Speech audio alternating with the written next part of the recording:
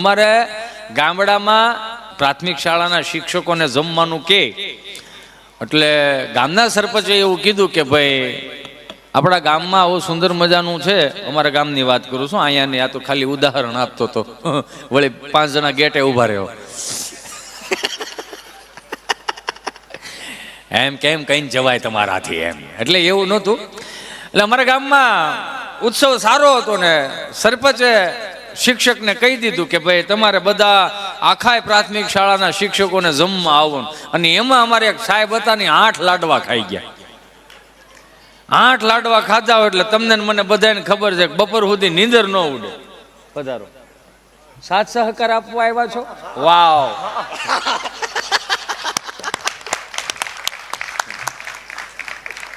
થોડાક પાછળ બે જાય એટલે એનો વાંધો નહીં, મારે પાછું હાથ ઉલાળવાની ટેવ ને. અને અહીંયા કાંઈ હું કલાકાર તરીકે મૂળ નથી આવ્યો, તમારો પ્રેમ પામવા આવ્યો. અને મને બહુ વાતનો ગર્વ છે કે આ સેવાભાવી મિત્રોને એક વખત જોરદાર તાળીઓથી વધાવો. એને પાછળ મૂકી દો, એ નો ભાંગી નાખે, પાછળ મૂકી દો. કે ભાંગી નાખશે, એ ક્યાં કસકડું હતું ભાંગી જાય. બસ આ મજા છે. આને હુવાણ કહેવાય. હુવાણ એટલે 5માં થાય, 1500માં થાય, પૈસા નહીં, માણાની વાત કરો. આપણું મગજ એવું થઈ ગયું છે ને, હરેક વસ્તુમાં આંકડાકીય વાત આવે ને એટલે પૈસા જ ન આવે. નહીં, પૈસાનું નહીં, આ હુવાણ કહેવાય. આને હુવાણ તમે કરી શકો, હુવાણ બોલી શકો, હુવાણ શબ્દ લખી ન શકો, ન્યાય હુવાણ થઈ જાય. ઈ આ શબ્દોની એટલે સાહેબ સાયલેન્ટ કરી દેજો. ના વળી અત્યારે હું છે, હા 10 જેવું થાય. ક્યાં છો તમે? હાલો હવે ઘેરે. હમણાં જ એક ચીઠી આવી હતી, એમાં ચીઠીમાં લખેલું હતું કે કુરજીભાઈ સગનભાઈ તમને ઘેરે બોલાવે. ત્યાં તો બિચારો ભાઈ ઊભો થયો, તો સામે એના વાઈફ હતા. એ કે બેસી જાઓ, હું તો જોતી હતી અહીંયા જ બેઠા છો ને એમ. એટલે બોલો આવા અખતરા અમારી પાસે કરાવડા. હવે એક છોકરો ખબર નહીં ખોવાઈ ગયો હોય છે, અને એક ભાઈ બિચારો સ્વયંસેવક લઈને અહીં મૂકી ગયો મારી પાસે. એટલે મેં છોકરાને પૂછ્યું, ભાઈ તું ખોવાઈ ગયો? કે હા ખોવાઈ ગયો છો. મેં તારા પપ્પાનું નામ હું? એ કે પંકજભાઈ. પંકજભાઈ શું કરે તારા પપ્પા ધંધો? બેટા મેડિકલ અકાવે છે. કયો મેડિકલ બેટા? ઓમ મેડિકલ. મેં કીધું ઉભો રહો બેટા. ભાઈ પંકજભાઈ નો દીકરો અહીંયા બેઠો છે, ઓમ મેડિકલ વાળા જ્યાં ત્યાંથી હોય ત્યાંથી આ દીકરાને લઈ જાય. 3 કલાક સુધી આવું બોલ્યો. છોકરો એમને મારી સામું જોવે, ટગર જોવે. આખો પ્રોગ્રામ પતી ગયો એટલે આમથી એક એના પપ્પા આવે કે આવ બેટા આવ. મેં કીધું તમે આના પપ્પા છો? કે હા શ્યોર, કેમ નહીં. મેં કીધું દીકરો તમારો? હા એલા ભાઈ ક્યાં આમ કાં પૂછો? મેં કીધું 3 કલાકની અંદર તમારા 60 વાર નામ લીધા તો તમારે હવાતું નહોતું. મેં પંકજભાઈ ઓમ મેડિકલ વાળા, પંકજભાઈ ઓમ મેડિકલ વાળા. મને કે એકચ્યુઅલી એમાં એવું છે ને કે વગર પૈસા દીધી એડવર્ટાઈઝ થતી હોય એ જ કરાય ને. આખા ગામમાં મારું નામ કોઈ નથી લીધું, તમે 60 વાર નામ લીધું, થારું ન કહેવાય કે? બોલો એમને મેં એડવર્ટાઈઝ કરાવતા હતા. અરે મેં કીધું ભાઈ કઈ હા આમ થોડું હોય. હમણાં અમે પ્રોગ્રામ દેવા ગયા તો રાત્રે અમે લેટ સુધી જાગ્યા હતા. જાગીને પછી સવારમાં 6 વાગે જાગ્યા એટલે બધા મિત્ર મંડળે વિચાર કર્યો કે ચાલો ને થોડીક આપણે ચાલવા જઈએ એમ. કે સારું એમ. એટલે આમ ધીમે ધીમે હાલતા હતા ને અમને ખબર નહીં, તમે 7-8 જણા હાલવા નીકળ્યા હતા ને એટલે અમને એમ થયું કે આ લોકો હાલ્યા જાય છે, હાલો ને આપણે ભેગા હાલ્યા જઈએ એમ. તો હાલતા 8 કિલોમીટર હાલ્યા. પછી ઓલા ભાઈને મેં પૂછ્યું, મેં કે ભાઈ ઊભા તો રહ્યો, આ તમે 8-9 જણા હાલ્યા જાવ છો કેટલું હાલવાનું? મને કે ભાઈ અમે તો ચોટીલા હાલીને માનતા રાખી છે. અરે મેં કીધું તો ચોટીલા હાલીને માનતા રાખી, પછી 8 આમ ગયા, પાછું 8 આમ એટલે 16 થાય. મેં કીધું કરી હવે. મેં કીધું હાલ્યા છે એટલું, થોડીક ભૂખ લાગી છે કે ચા નાસ્તો કરી. તો અમે ચા નાસ્તો કરવા ગયા, ચા પી લીધી, નાસ્તો કરી લીધો, પણ નાઇટ ડ્રેસના લેંઘા પહેરેલા, ગુંજામાં હાથ નાખ્યો, રૂપિયો ને એ ભાઈ. પછી તો એકાબીજાના હામાં મોઢા જોઈ. ઓલો કે તારી પાસે, મારી પાસે કે. તો હવે હું કરજો? હા મેં બિચારો ભિખારી ઊભો હતો. એટલે એની સામું જોયું એટલે એ દાંત કાઢવા માંડ્યા, અટવાણા સૌ ને. મેં કીધું હવે અટવાણા છે તને ખબર પડી ગઈ છે, અટવાણા છે. મને કે મુંજાઓમાં ગાંઠિયાનું ચાનું બિલ હું દઈ દઉં છું. પછી ગાંઠિયાનું ચાનું બિલ તો એને આપ્યું. પછી અમે અંદરો અંદર વિચાર કર્યો, મેં કીધું યાર હાવ આ બિચારો દુબળો દે, ભિખારી જેવો માણા, કપડાં મેલા ઘેલા. મેં કીધું આપણે આનું ન રખાય. એટલે અમે એને કીધું કે ભાઈ અમે અહીંથી 8 કિલોમીટર અમારી હોટલ છે, તમે અમારી ભેગા હાલો. એટલે એને શું કીધું ખબર, ગાંઠિયામાં પતાવો, રિક્ષાનું ભાડું હું નહીં આપું. બોલો જો હવે આનું શું કરો તમે? આ તો સહજ આપણી પાસે જે ખોરાક છે ને એ દેશ વિદેશમાં ક્યાંય એવા ખોરાક જ નથી. હા, આપણો ગુજરાતી અહીંથી બહાર ગયો હોય અને એ જે ખોરાક લઈને ગયો હોય, એની જે રેસીપી લઈને ગયો હોય, એ દેશ વિદેશમાં હજી વખણાય. કઈ રીતે? હમણાં એક મારો મિત્ર મારી પાસે આવ્યો સ્વામીજી, મને કહે કે 15 વર્ષ થઈ ગયા લગ્નના, હવે મારે નથી રહેવું. પણ 15 વર્ષ લગ્નના થઈ ગયા, હવે તને ઉપાધિ હું છે? એ કે હો ઉપાધિ નહીં કરે છે, કે જે દેશને યાદ કરે ને એ દેશની રોટલી બને. એ કે મેં કીધું કેમ એમ? એ કે આખો દી કે ટીવી ચાલુ રાખે ને, યુક્રેન નું રશિયાનું યુદ્ધ જોઈ રાખે, રોટલી કરે રાખે, રશિયા જેવી રોટલી થાય. કે કોઈ આકાર જ નહીં હસોડો. મેં કીધું એવું ન હોય ભલામણ. મેં કીધું રોટલી શેકાય છે ને એમાં ગોળ હોય, સોરસ હોય, ફેર શું પડશે? એ કે એનો વાંધો નથી, નકરી કઢી સિવાય બીજું કઈ આવતું નથી. હવે ઠાકો છો કઢીથી ભાઈ. મેં કીધું એક કામ કર, કઢીથી ઠાકો છો, તારા ફઈની ઘેરે વિયો જા. તારા ફઈની ઘરે વિયો જા. કે હારું. 2 દી ગયા, ત્યાંથી ફોન આવ્યો, આયા નથી રહેવું મારે. મેં કા? એ કે ફઈએ સુરમાના લાડવા હારે કઢી કરી. મેં તો ભાઈ હવે તો એક કામ કર, તું ન્યાથી મૂક, તારા માસીને ઘેરે વિયો. 2 દી ત્યાં રોકાય, ખાલી ખાવા ફેર ને હવા ફેર થઈ જાય ને, તને આફોડી મજા આવશે. આવ્યો 5મે દિવસે મારી પાસે રોતો. મેં કાંઈ હવે શું થયું? કે ભાઈ ન્યાય છે તું. મેં કેમ? કે જાદરિયા અરે કઢી ગીરી. કે હવે થાય કો મારે કઢી નથી ખાવી. કે મેં કે એક કામ કર, તારી પાસે પાસપોર્ટ છે? કે હા.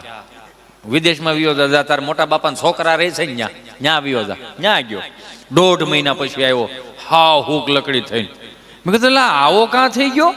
કે ભાઈ 2 દી સુધી મને કંઈક સારું ખવડાવ્યું, અને 3જે દિવસે કે 8 ફૂટનું ડાઇનિંગ ટેબલ હતું, એમાં 4 બાઉલ. કેમ? લસણ વાળી કઢી, મરચાની કઢી, હરગવાની કઢી, ધોળી કઢી. પછી તો મેં કઢીને પૂછ્યું, આ પાસપોર્ટ ને વિઝા મારી પાસે હતા, તારી પાસે ક્યાંથી આવ્યા? કે મારી મોર પૂગી તું. એટલે ગુજરાતી ગમે ત્યાં જાય ને એની રેસીપી, આપણી રેસીપી દેશ વિદેશમાં જાય એટલે બહરટી બોલાવે. અને કઢી તો કઢી જ હતી ને. મને આગળ અમે કઢી ખીચડી સંતોએ ખવડાવ્યા, અને કચ્છની ખીચડી એટલે આહા, એમાંય કચ્છની દાબેલી, બાપો. હા, આવો હવાદ જ ક્યાંય નથી આવતો. ભલે પાણીની મીઠાઈ જ છે, પણ આમ ગમે એટલું ભલે ને કચ્છી દાબેલી લખે, પણ કચ્છી જેવી દાબેલી ન થાય. મજા આવે. હમણાં એટલે એ ઓલા સાહેબ જમવા ગયા છે, એ 8ના 9 લાડવા ખાય છે, આપણે ઊભા કરીએ ને. સાહેબ 8 લાડવા ખાઈ ગયા, સમજા. અને આવ્યા નિહાળે, બંગા ખાતા હવે છોકરાઓ 13મો પાઠ મળો લખવા બધાય. તો છોકરાઓ બધા 13મો પાઠ લખતા હતા, અને ધીમો પંખો ફરે, અને નિશાળમાં એટલું સાયલેન્ટ વાતાવરણ ને, તો સાહેબને હળુકનાર નીંદર આવી ગઈ. લાકડાની ખુરશી ઉપર આમ ટેકો દેવાઈ ગયો ભૂલમાં.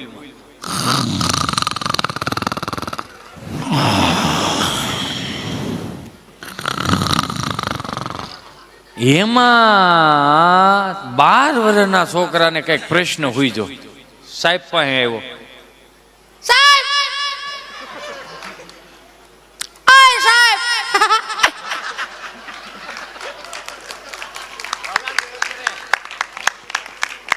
સાહેબ હુઈ ગયા લાગે. સાહેબ હલ બોલાવ્યા. સાહેબ હા હું હુઈ ગયા તા. તારે કામ શું છે એ બોલ. હવે કામ હું હોય ઈ બોલો ને. જેની પાસે કામ ન હોય તો જ હોતા હોય ને. બોલો. તું બોલ, તારે શું કામ છે? મારે કઈ કામ નહોતું પણ તમારું એન્જિન વાગતું તું. પડ્યું ગાજતું તું તો મેં કીધું જોઈ આવું શું છે. શું કામ છે બોલ. કાંઈ કામ હુઈ ગયા તા ને પણ હાસુ બોલો. સૂતો નહોતો, તો સમાધિમાં હતો. આ લે લે. બેઠા બેઠા સમજ્યું લાગે સાહેબ. ગજબ છો. સમાધિમાં શું કરતા હતા? સ્વર્ગમાં ગયો તો. ઓહો હો. બેઠા બેઠા સ્વર્ગના કિલોમીટર કાપે. વાહ સાહેબ વાહ. સ્વર્ગમાં હું ગયા હતા? બ્રહ્મા વિષ્ણુ મહેશ માં સરસ્વતીને મળવા માટે ગયો તો. લે, મળ્યા બધાય મળ્યા? હા બધાય મળ્યા. આ તો હારું લ્યો. સરસ્વતી બા પાસે હું ગયા હતા? જ્ઞાન લેવા. ઈ જ્ઞાનનું હું કરો? તમને આપવું. ઠે માગી માગીને ભેળું કરો. તમારું કાંઈ નહીં ને આમાં.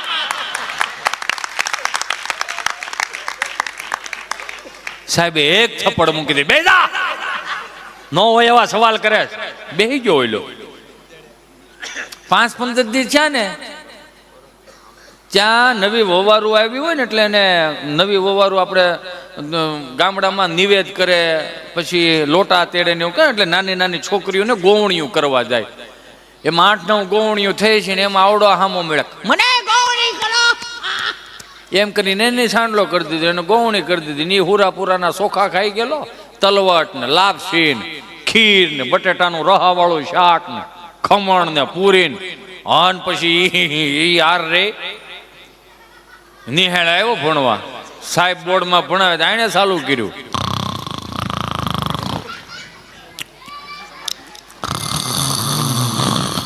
સાહેબ આમ અડધી શોખ કરીને આમ તડીંગનારાની મારી. સાયલો નિહાળ્યા હોઈ જાજો.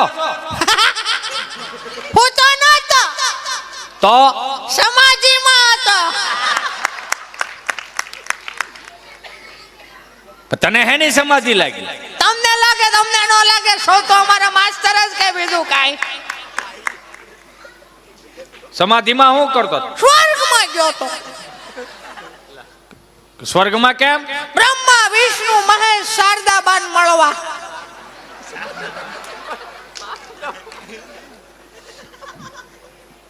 મળ્યા બધાય? હા ઠાકર ઠાળ ખાઈને બેઠા હતા. હજી મુખવાસની તૈયારીઓ હાલતી હતી ત્યાં હું પોગી ગયો. બધાય મળ્યા? હા ખાસ કરીને હું સરસ્વતી બા પાસે ગયો તો. કેમ? પૂછવા. હું પૂછવા? મારા સાહેબ અહીંયા આવે.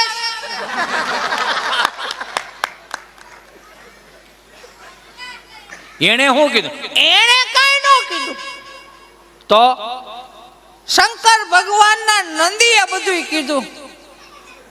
એને શું કીધું? ખોટી નો છે તારો સાહેબ. ભણવામાં ધ્યાન આપો. ધક્કા ખાતા ખોટા. પેપરમાં ધ્યાન દો. હમણાં પરીક્ષા આવીને ઊભી રહે. સાહેબ કે કઈ હાવ આવા થોડા હોય કે. અને એની આ અમુક છોકરાઓની ખરેખર મજા હું ખબર, આપણી પાસે સવાલના જવાબ જ ન હોય એવાથી સવાલ કરીને ઊભા રહે. ઘણી વખત છોકરું જોઈજો સવાલ કરતું હોય ને તો આપણને વિચાર આવે કે આ શું કહે, આપણને આ શું બોલાવશે, કઈ રીતનું કહે, કઈ હળે જ ન હું દે આપણને મૂળ. કેમ કે છોકરાઓ ખરેખર સાત્વિક બુદ્ધિ છે. આપણને વાલું હું કામે લાગે? કારણ કે એમાં ઈશ્વરીય તત્વ પડ્યું. જ્યાં સુધી મોહ માયામાં નથી આવ્યું ને ત્યાં સુધી આપણને વાલું લાગશે. જોઈજો પછી જો એમ મળે કે ભાઈને એટલું દીધું ને મને કેમ આટલું, પછી આપણને બે હોબા મૂકવાનું મન થાય. શું કામ? કારણ કે મોહ માયામાં આવી બહરાટી મળે બોલાવે, પછી રાયડો રાયડ થાય ને કાળો ડેકારો કરવા મળે તો એ આપણને એમ થાય કે આને 2-3 આંટી જવાય. નકર બધું જોઈએ ને. ભાઈ હોય ચટણી ન જોઈ,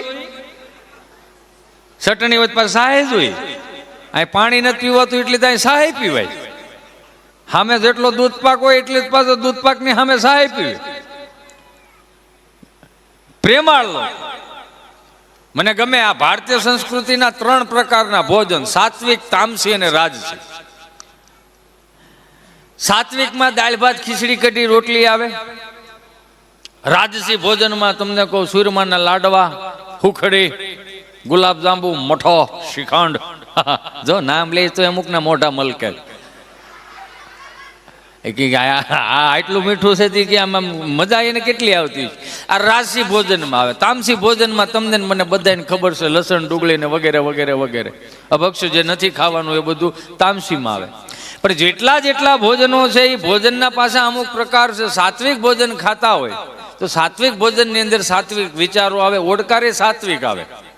રાજસી ભોજનની અંદર તમે પછી 5 લાડવા ખાઈ ગયા હોય સુરમાના, અને પછી કોકને એમ કીધું કે ભાઈ અહીંથી ગાડલા લઈ લો ને ભાઈ, આવડા કોક હાયલા જાહે અને ધૂળવાળા કરતા જાય છે, માથે પગ દેતા જાય, થોડાક ગાડલા આમ મૂકી દો.